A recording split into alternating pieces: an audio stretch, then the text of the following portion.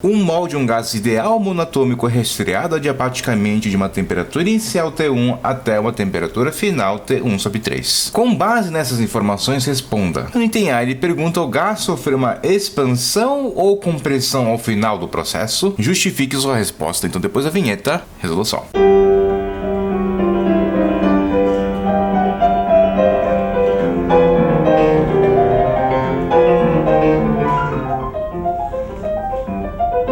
Existe uma relação, quando um gás sofre transformação, entre os parâmetros calor, trabalho e energia interna. Como vamos relacionar? Se você pegar um certo gás e fornecer calor para ele, esse gás vai esquentar, mas ele também pode expandir o volume dele, o que seria a realização de um trabalho. Essa lei da termodinâmica diz que as duas coisas podem acontecer e elas se relacionam energeticamente dessa maneira. Mas no exercício, o problema falou que a transformação foi adiabática. Então nós podemos dizer que não houve troca de calor com o meio externo. Então a gente estabelece esse valor do calor como zero. E o que a gente pode dizer, portanto, é que o menos o trabalho, porque o trabalho eu vou passar para o outro lado da equação, vai ficar menos trabalho, ele é igual à variação da energia interna. Então em toda transformação adiabática, a variação da energia interna é igual a menos o trabalho. Ah, precisa decorar essa fórmula então? Não, decorar você não precisa, mas se você souber a lei, você pode trabalhar em cima da lei e chegar na relação das outras transformações. Se você reparar no note a dot, ele falou que a energia interna por mol de um gás monatômico, esse U aqui, ele pode ser calculado como sendo 3 meios de RT. Claro, a energia interna de um certo gás é 3 meios de nRT se esse gás for monatômico. Como no note a dot ele já colocou por mol, então beleza, vamos considerar 3 meios de RT. E aqui no problema, o gás ele vai ter uma certa temperatura final, que ele deu no exercício, foi de T1/3. Inicialmente, esse gás, ele tinha um valor T1 de temperatura. Então, para determinar o valor da variação da energia interna, e sabendo que a energia interna é 3 meios de RT, então se U é igual a 3 meios de RT, então ΔU vai ser igual a 3 meios de R ΔT. ΔT, a gente sabe que é exatamente igual à temperatura final menos a inicial. Pegando esse ΔT, se a gente for multiplicar por R e também multiplicando por 3 meios, nós sabemos que isso vai ser exatamente a nossa variação da energia interna. E observa aqui uma coisa, galera. A temperatura que a gente está usando é no sistema internacional e a gente sabe que temperatura no sistema internacional é em valores absolutos, então nós temos um valor absoluto dividido por 3 menos esse valor absoluto. Um número absoluto que é positivo dividido por 3 é com certeza menor que esse número. Como o R é positivo e 3 meios é positivo, nós sabemos que esse número menor menos o maior, ele costuma ser um valor negativo. Quando você pega um número menor e subtrai um número maior, não costuma dar negativo. Portanto, nós temos o sinal aqui da variação da energia interna. E por que eu quero saber o sinal da variação da energia interna? Justamente porque, retomando aqui a nossa formulinha, nós sabemos que menos o trabalho é variação da energia interna. Portanto, o trabalho vai ser igual a menos a variação da energia interna. Então vamos observar uma coisa: o trabalho, portanto, vai ser igual a um número que vai ser menos um número que é negativo. Então vai ser menos um número que tem um menos aqui na frente dele também. E quando a gente fizer esse menos menos, todo mundo sabe que menos com menos dá mais. Portanto, o valor do trabalho, nós podemos concluir que ele tem um valor positivo, ou seja, ele é maior do que zero. Se o trabalho é positivo, ele tem um sinal positivo, então automaticamente concluímos que o gás sofreu uma expansão. E essa é a resposta do item A da questão: o gás sofreu uma expansão. Vamos agora para o item B. Encontre o valor do trabalho realizado pelo gás nesse processo em termos da constante universal dos gases ideais R e de T1. Está pedido aqui no item B para calcular esse trabalho aqui, que a gente só analisou o sinal. O Vest está falando, não é para só ver o sinal aí, tem que responder quanto vale esse trabalho em termos do que a gente está pedindo T1 e R. Mas galera, olha só que novidade, está quase pronto, porque para justificar o item A a gente teve que escrever isso daqui, então vamos deixar só do jeito que a banca vai gostar. Como o trabalho é igual a menos a variação da energia interna, vai ficar menos, que veio daqui, energia interna, T1/3 menos T1, ou seja, aqui tem sobre 1. Isso daqui vai ser uma subtração de fração. Coloca o 3, porque ele é aqui o mínimo. 3 dividido por 3 vai dar 1, vezes T1, costuma dar T1. Menos 3 dividido por 1 dá 3, vezes T1, 3T1. Que multiplica o R, que multiplica 3 meios. E a gente começa a perceber que os valores escolhidos pela banca não foram aleatórios. Esse 3 aqui é para justamente poder cortar com esse 3 aqui em cima. T1 menos menos 3T1 nós sabemos que é menos 2T1. E veja só, esse 2 também vai cortar com esse 2 aqui embaixo. Vai ficar menos 1 aqui, esse menos com esse menos 1 vai ficar mais 1. Logo, se a gente for reescrever a história, trabalho vai ser igual a menos com menos dá mais. Mas eu não vou colocar o sinal RT1. Trabalho igual a RT1 é exatamente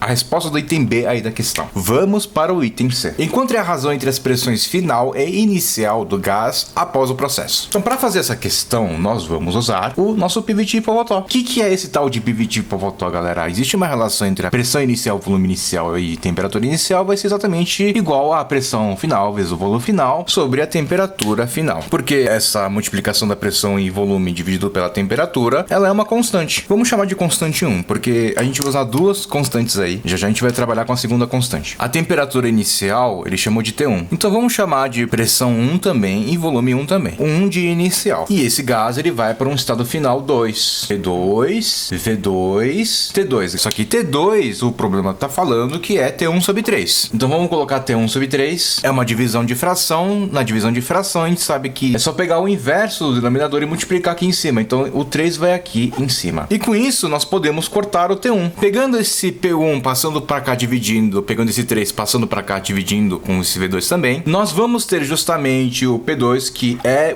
a pressão final 2, dividido pelo P1, que é a pressão inicial. Então, o que ele está perguntando, isso vai ser igual a V1 sobre 3V2. Isso daqui é o suficiente para chegar na resposta da questão? Não. Ele pediu para você considerar para o processo adiabático em questão, vale a relação P vezes V elevado a 5/3 é igual a uma constante, que nós vamos chamar de constante 2. Constante significa que não muda. Óbvio, né? Mas em termos práticos, o que a gente pode extrair isso da questão? A gente pode dizer que se o gás ele estava também com uma pressão 1 multiplicado por um volume V1 elevado a 5/3, esse gás, quando ele passa por uma pressão 2, ele vai ter um volume 2 elevado a 5/3. E isso ele é constante, que é exatamente o significado da palavra constante. Não muda. Acabou o problema, porque a gente tem duas equações e duas relações, sendo que a gente só quer saber uma relação, que é o P2 sobre P1. Como a gente quer saber P2 sobre P1, então eu vou pegar esse 3 e vou mandar aqui em cima para ter V1 sobre V2, e a gente vai usar essa sacada nessa relação, ficar só com P2 e P1 como parâmetros dessa relação. Qual relação, galera? A gente vai pegar esse P1 e passar dividindo, portanto nós vamos ter P2 sobre P1. P2 sobre P1 vai ser exatamente V1 elevado a 5/3 dividido por V2 elevado a 5/3, porque eu vou pegar esse V2 elevado a 5/3 e passar dividindo. Nós teremos V1 sobre V2 elevado a 5/3 igual a P2 sobre P1.